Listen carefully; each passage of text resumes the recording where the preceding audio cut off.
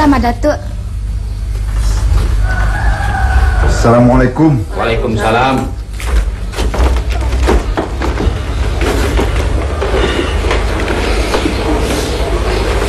Buatkan kopi dulu. Sudah lama Sultan datang. Lah lama juga, Datuk. Datuk dari mana?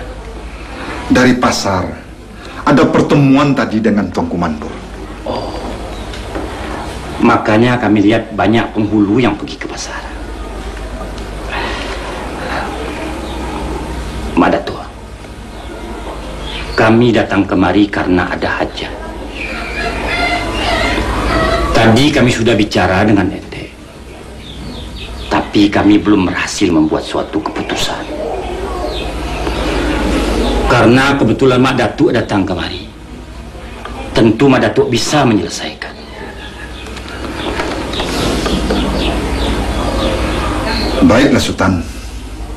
Katakanlah apa yang terasa di hati dan terkilan di mata, supaya sama-sama kita dengarkan. Kedatangan kami kemari adalah karena ketentuan adat juga.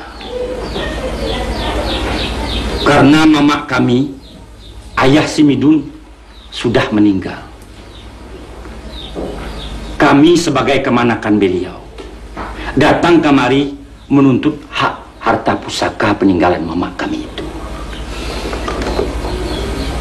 Oleh karena itu, tolonglah Datuk, izinkan dan tunjukkan mana-mana yang harus kami ambil. Sultan benar.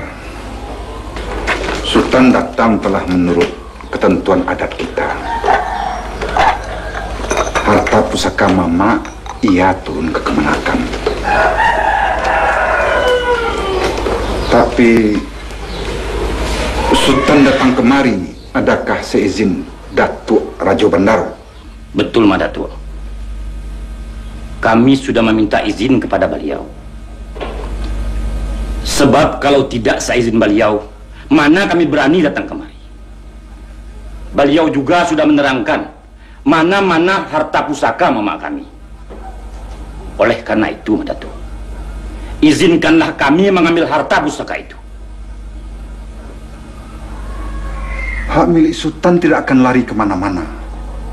Saya harap Sultan jangan terlalu terburu nafsu. Hubungan baik antara kita harus dijaga. Sekarang mari kita bicarakan dengan tenang. Baik, Datuk. Tapi kami yakin hubungan antara kita tidak akan merusak. Sebab yang kami lakukan adalah sesuai dengan adat kita di Tanah Minang ini. Menurut Sultan, apa-apa saja hak Sultan itu? Datuk tentu sudah maklum. Tanah,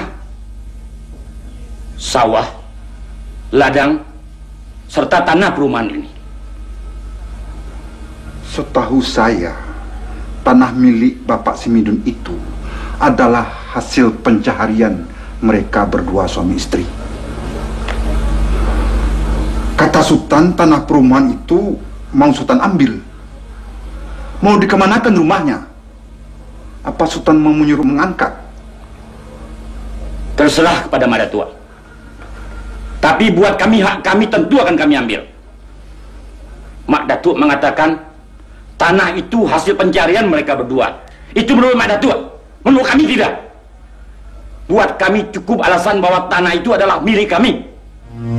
Kalau begini, tidak baik jadinya Sultan. Dalam hal ini, sebaiknya kita seperti menarik rambut dalam tepung.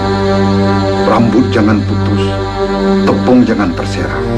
Janganlah hubungan keluarga kita jadi putus. Apakah Sultan sampai hati menyuruh Mak Simidun dan si Juriyah mengangkat rumah ini? Coba Sultan omongkan. Sepatutnya setelah Bapak Simidun meninggal, Sultan menaruh belas kasihan kepada anaknya. Tapi kalau tuntutan Sultan itu dilaksanakan juga, mereka ibarat setelah jatuh ditimpa tangga bulan. Tetapi yang hak tetap harus dipulihkan, Datuk. Sekarang beginilah Sultan. Hal ini akan saya bicarakan dengan Datuk Raja Benar. Dalam minggu ini tentu ada keputusan. Sekarang pulanglah dulu.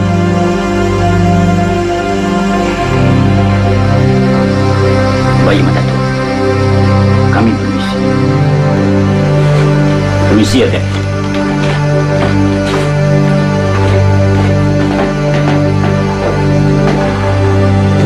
Jadi bagaimana nih, Mak Datuk? Hal ini tidak dapat kita remehkan. Kalau kita akan rugi karena mengadakan kerapatan adat, apa boleh buat? Kalau kita tidak puas atas hasil kerapatan itu, saya masih bisa memperkarakan soal ini. Dan kalau di pengadilan nanti kita kalah, ya itu nasib kita. Tapi puas rasanya karena kita telah berusaha.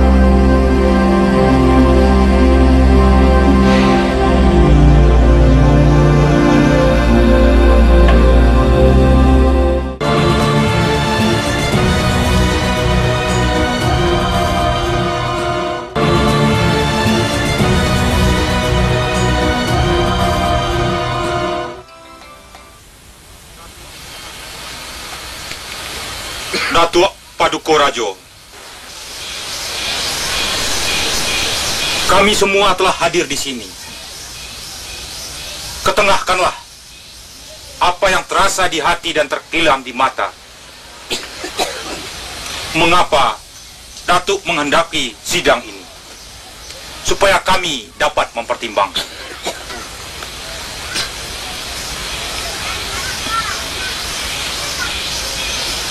Angku Datuk Sri Maharaja. Sengaja kami datang ke sidang ini untuk mengetengahkan persoalan harta pusaka peninggalan almarhum Bapak Simitun. Harta itu adalah harta pencaharian mereka suami istri. Tapi kini orang Tanjung datang menuntutnya. Penghulu si Andiko malin sekitab. Datuk tentu maklum tentang ini. Di alam Minangkabau ini, harta pusaka turun ke kemenakan. Bukan orang Tanjung yang terdakwa, tetapi Datuk sendiri sebenarnya. Datuk kan orang yang tahu. Saya kurang mengerti. Saya betul-betul heran. Menurut hemat saya, bukan orang Tanjung yang hendak mengambil harta orang lain. Tetapi, memang hak orang Tanjung untuk mengurus harta pusaka kaumnya yang meninggal. Apa yang aku Datuk katakan itu memang benar. Tapi rasanya ada yang Angku Datuk lupakan. Menurut pepatah kita, harta bawaan pulang, harta tepatan tinggal, harta pencarian harus dibagi. Harta ini adalah harta pencarian mereka dua suami istri. Karena itu harus dibagi. Saya tahu betul bagaimana kehidupan mereka setelah kawin. Sepengetahuan saya, tidak sesen pun uang orang Tanjung yang dibawanya. Karena itu pusaka ini harus diberikan kepada anaknya. Datuk Bendahara, bagaimana pandangan Datuk tentang hal ini? Pepatah adat yang dikatakan Datuk Penduko Rajo tadi memang benar. Semua penghulu mengetahui, karena itu memang sudah pakaiannya. Kalau lupa, tak ada guna dia jadi penghulu. Mengenai harta Bapak Simidun, saya tahu bahwa harta itu adalah harta bawaan, bukan harta pencarian. Keterangan ini bisa saya buktikan. Kalau sidang kerapatan ini menginginkan, saya bisa membawa saksi-saksi yang dapat membuktikan bahwa harta Bapak Simidun adalah milik orang Tanjung.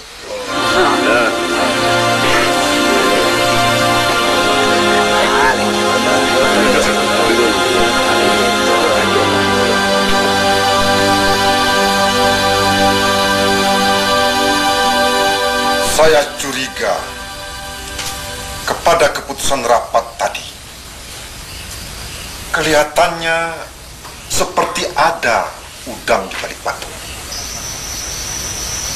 Kalau kita lihat jalan rapat itu dan jawaban saksi-saksi yang kurang jelas dan dicari-cari untuk membela pendirian Datuk Rajo Bendaro, rasanya seperti ada orang yang berkuasa yang membelokkan pendirian mereka. Saya kira Kacak sudah ikut bermain, Engku. Saksi-saksi ini kelihatannya sengaja dicari dan diupah. Jadi bagaimana, Mbak Datuk? Dalam keputusan rapat tadi, harta jatuh ke tangan kemenakan Bapak Simidun. Tapi kalian jangan berputus asa. Saya akan bicara dengan Tuan Kulare agar perkara kita ini dilanjutkan pada hakim pemerintah di Bukit Tinggi. Kalau di sana kita kalah, kalian terpaksa pindah dari rumah ini. Sekiranya Midun ada di sini. Mak Simidun, dia jangan disebut-sebut. Dengan mengeluh dia takkan pulang. Doakan saja supaya nasibnya baik.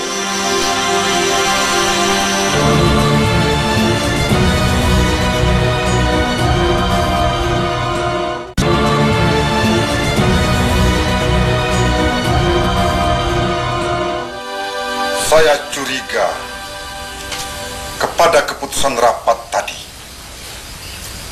Kelihatannya seperti ada udang di balik batu. Kalau kita lihat jalan rapat itu dan jawaban saksi-saksi yang kurang jelas dan dicari-cari untuk membela pendirian Datuk Rajo Bendaro, rasanya seperti ada orang yang berkuasa yang membelokkan pendirian mereka. Saya kira Kacak sudah ikut bermain, Engku. Saksi-saksi ini kelihatannya sengaja dicari dan diupah. Jadi bagaimana, Mbak Datuk? Dalam keputusan rapat tadi,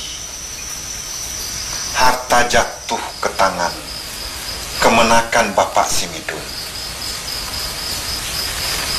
Tapi kalian jangan berputus asa. Saya akan bicara dengan Tuan Kulare agar perkara kita ini dilanjutkan pada hakim pemerintah di Bukit Tinggi. Kalau di sana kita kalah, kalian terpaksa pindah dari rumah ini. Sekiranya Midun ada di sini. Mak Simidun, dia jangan disebut-sebut. Dengan mengeluh dia takkan pulang. Doakan saja supaya nasibnya baik.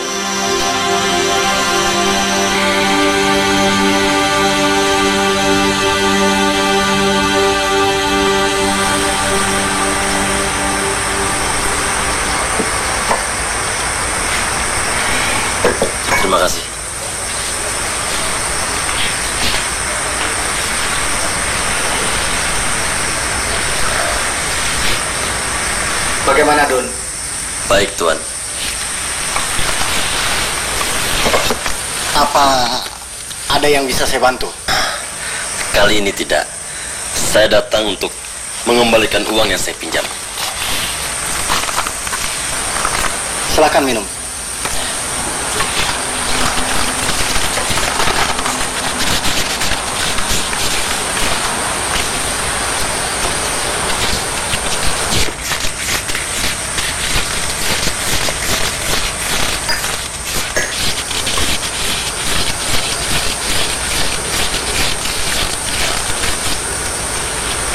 Apa Midun baru mau bayar separuh? Tidak. Ini seluruhnya kan, Tuan? Mana lagi? Ini belum cukup. Pada saya masih ada 50 lagi. Saya bermaksud untuk membelikan hadiah untuk istri Tuan. Oh, tidak perlu. Nanti saya yang belikan. Berikan saja pada saya. Baik. Maksud saya memberikan uang itu adalah untuk hadiah, karena saya sudah untung dalam berniaga.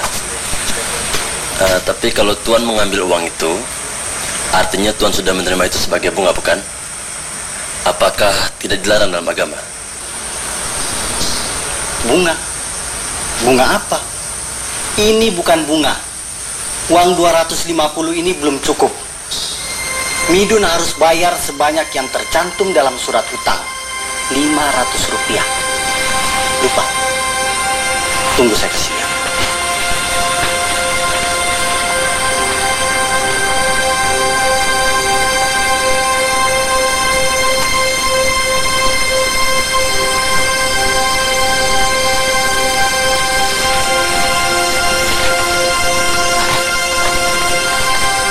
Ini jelas 500 rupiah. Ini tanda tangan kamu dalam surat hutang.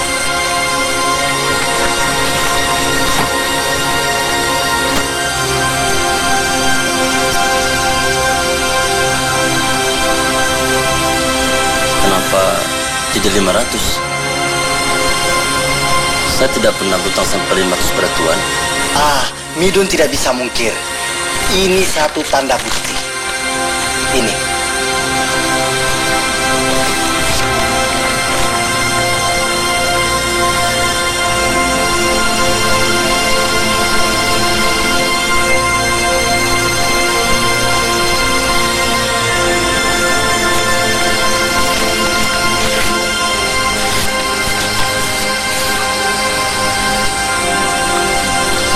Saya betul-betul tidak menyerah.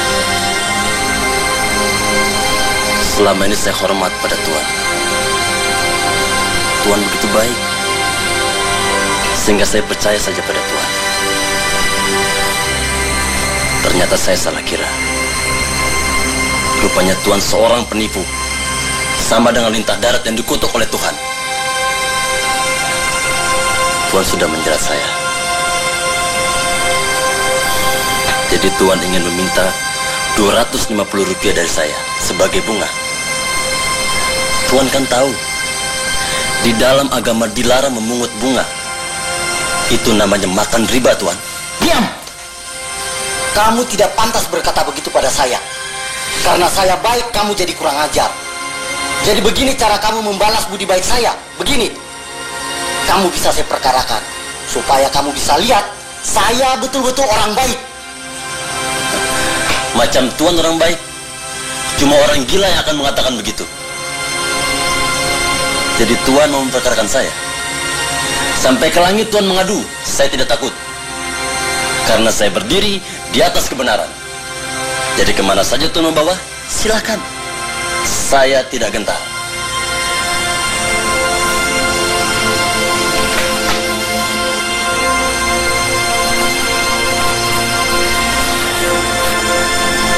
Tidak usahlah kita bertengkar lagi.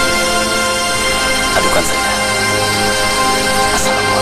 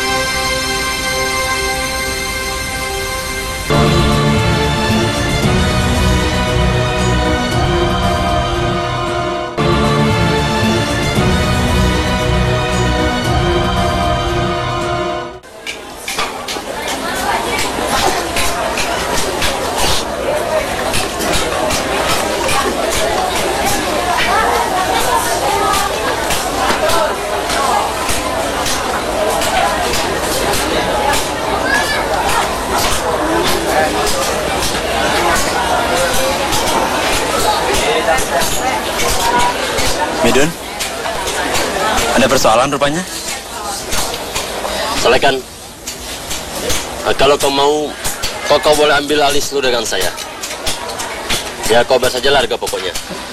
Kenapa, Midun? Apa kau tidak mau berdagang lagi? Nggak tahu lah, Kang. Saya tidak kuat menghadapi cara-cara dan dunia dagang ini. Cara dagang yang bagaimana pula yang kau maksud, Midun? Saya betul-betul kecewa. Saya mau ditipu orang. Ditipu orang? Ditipu siapa, Midun? Kau kenal Tuan Jufri yang selalu datang kemari? Ya, kenal. Bagaimana kau lihat dia? Menurut yang saya lihat, Tuan Jufri itu orangnya baik. Itulah. Padahal dia seorang tukang rente.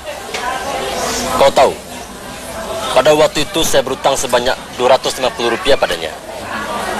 Nah, kemarin saya datang menjumpai dia. Maksud saya kan untuk membayar utang tuh. Nah, kau tahu apa yang terjadi? Utang saya sudah tumbuh.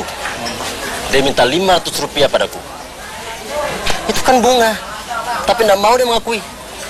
Katanya sudah tertulis dalam surat hutang yang dulu saya tantangani. Tapi kan kau sempat baca surat hutang itu. Ada dia perlihatkan. Tapi tidak aku baca. Kenapa, Midun? Saya tidak bisa baca huruf Latin. Dia mengancam akan memperkarakan saya.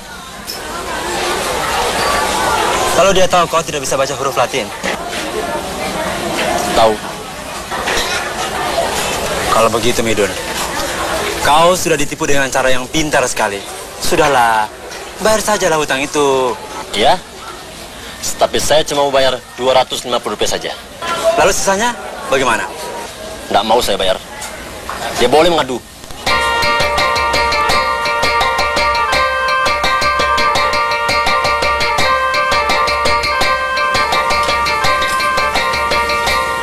Kasihan juga Ibu Midun. Mereka kalah. Saksi-saksi Datuk Raju Bendaru dari pihak Sultan Manindi datang dengan surat bukti yang ditentangani Tuan Kulare. Kenapa Tuan Kulare ikut-ikut? Ini pasti permainan kaca. Lalu bagaimana? Bagaimana lagi? Seluruhnya jatuh ke tangan kebenakan Pak Midun.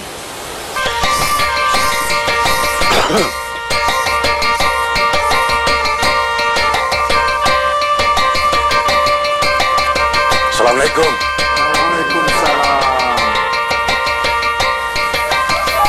Duduk, Haji. Ya. Alah. Teruskan jangku. Jadi begitulah keputusan pengadilan. Selanjutnya Ibu Simidun tinggallah di sini beserta Juria. Keputusan itu kalau kita timbang tidaklah adil, tapi itulah kenyataan. Sekarang mari kita hadapi dengan hati yang lapang. Yang saya pikirkan sebenarnya bukanlah diri saya, Mbak Datua, tapi si Juria. Dia juga tahu ayahnya memperuntukkan sawah dan tanah itu untuknya. Itu jangan bicarakan lagi. Hal itu telah selesai. Sekarang apa ada pesan ayah Simidun yang harus dilaksanakan? Ada. Ayahnya Simidun menyuruh si Juriah menikah dengan si Maun, sahabatnya Midun. Apa Juriah sudah ditanyai? Sudah. Syukurlah. Dia menurut apa kata kita saja. Maun pemuda yang baik. Dia dapat dijadikan tumpangan. Baiklah. Akan kita selesaikan menurut mestinya. Menurut hemat saya, perkawinan Sejuriah ini akan kita laksanakan dengan sedikit meriah. Jangan sampai orang mengira karena Sejuriah tidak menerima warisan dari ayahnya, dia akan jadi orang terlantar. Sekaranglah waktunya bagi seluruh kaum keluarga kita menjaga martabat. Pendeknya, kalau tidak ada kayu jenjang di Kapiang, kalau tidak ada emas bungkal biasa.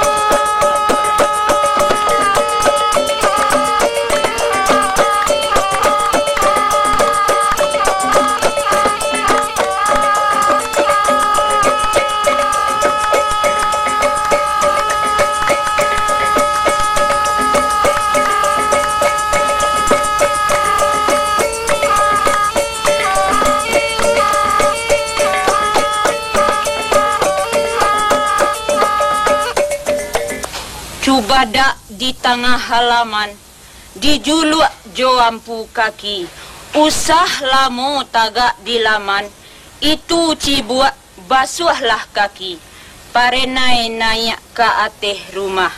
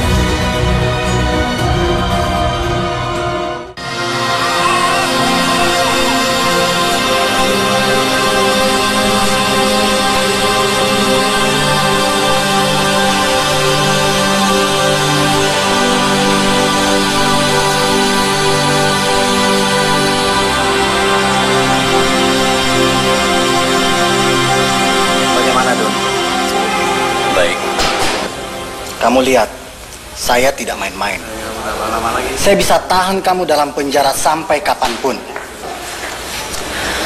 Biar Tuan suruh tahan saya sampai 100 tahun sekalipun, saya tetap tidak akan membayar uang yang Tuan minta.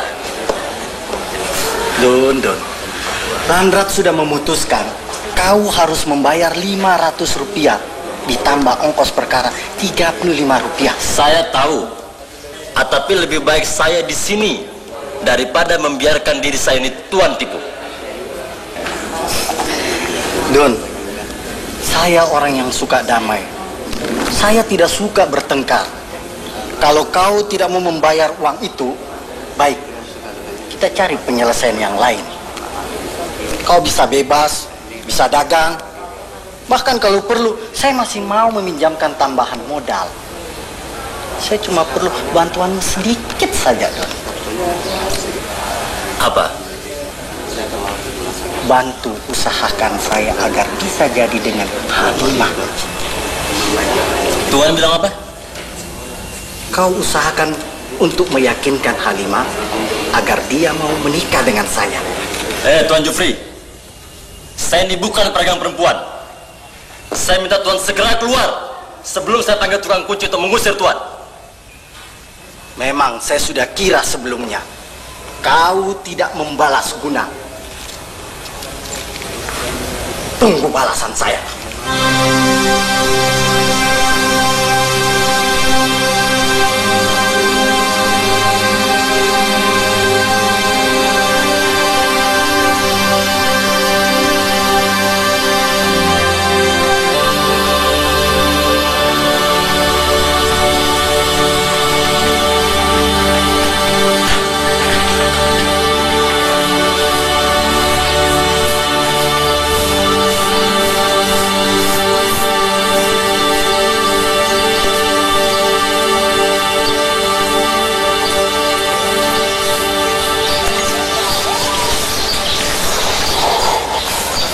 Siapa?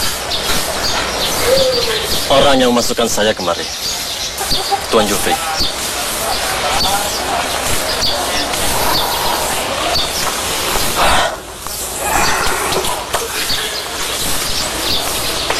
Semua ini terjadi karena kamu tidak bisa tulis baca huruf Latin. Iya, Pak. Zaman sekarang ilmu sangat besar artinya. Yang bodoh akan menjadi makanan yang pintar. Kita harus tahu tulis baca. Saya bisa tulis baca huruf Arab. Dan juga saya bisa membaca kitab bahasa Arab, Pak. Itu bagus. Asal kamu tahu memanfaatkannya. Kamu harus banyak membaca buku. Tidak saja yang hanya berkenaan dengan agama, tapi juga ilmu-ilmu dunia.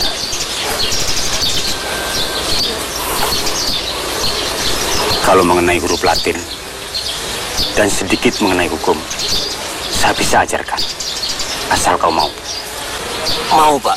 Mau sekali. Baik. Nanti saya coba pinjam batu tulis.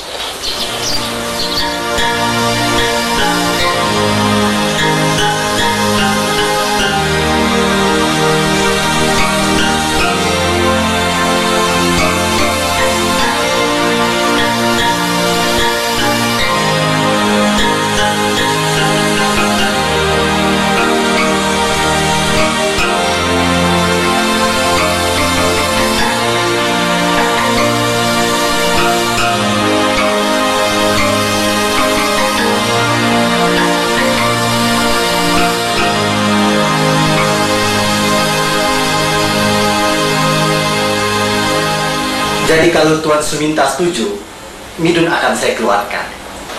Tidak, Pak. Tuan dengar ucapan anak saya? Ya, saya dengar.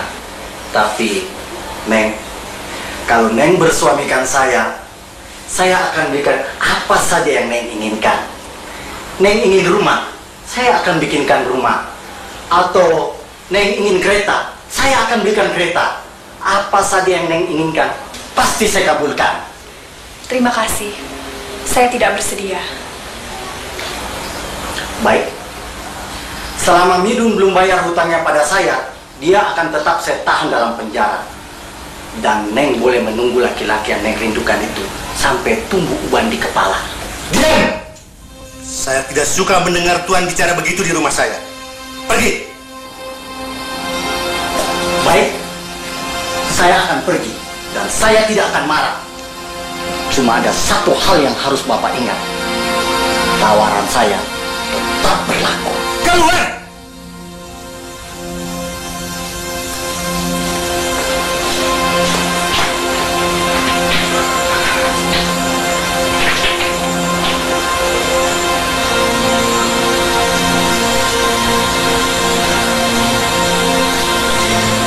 Apa yang harus kita lakukan, Pak?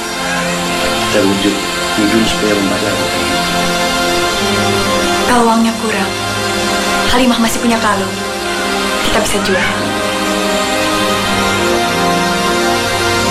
Biarlah kita bayar saja, Udo. Ini penipuan, Halimah. Jangan menitipu. Buat kamu tidak ada jalan lain, Midun. Kedudukannya dalam hukum sangat kuat. Kamu tidak bisa mengingkari surat hukum yang sudah kamu tanda tangani. Tapi isinya tidak sesuai dengan penghayatan, Pak. Saya sudah ditipu karena bodoh. Tapi ini tidak akan terjadi lagi. Kalau memang harus demikian, apa boleh buat? Baiklah, kita bayar saja. Apa ada induk Semang tempat saya menumpang? Ada saya titipkan uang. Ya cukuplah untuk membayar utang dan ongkos perkara. Mahal sekali harganya kebodohan, Halimah. Tapi Udo bilang, itu tidak akan pernah terjadi lagi. Ya, tiap-tiap cobaan itu ada gunanya. Di sini saya dapat kesempatan untuk belajar menulis dan membaca. Begitu Udo keluar, saya minta Udo pulang ke Bogor. Halimah, biarlah saya di sini dulu. Saya ingin mencari penghidupan yang lebih baik.